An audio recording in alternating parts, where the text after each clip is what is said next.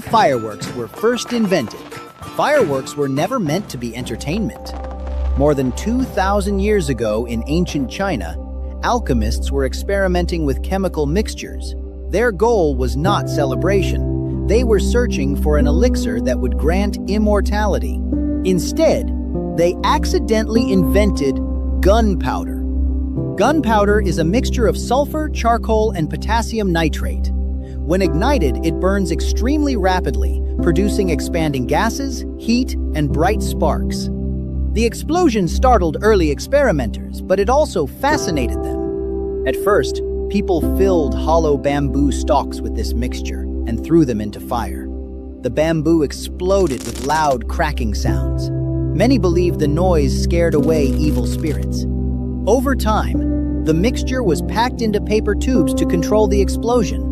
That was the beginning of early fireworks. The real transformation came when different metals were added.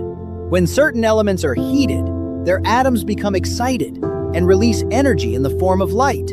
Each element produces a specific color. Strontium creates red. Copper produces blue. Sodium gives yellow. Barium forms green. Modern fireworks are highly engineered.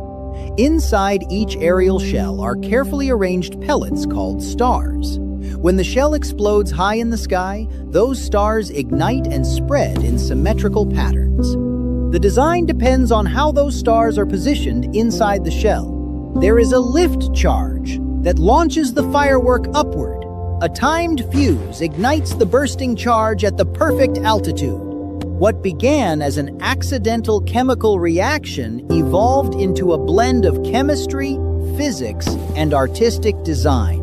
Every firework display you see is a combination of ancient discovery and modern science turning controlled explosions into moments of beauty. Tell us your favorite firework color in the comments. Like, share, and subscribe to our channel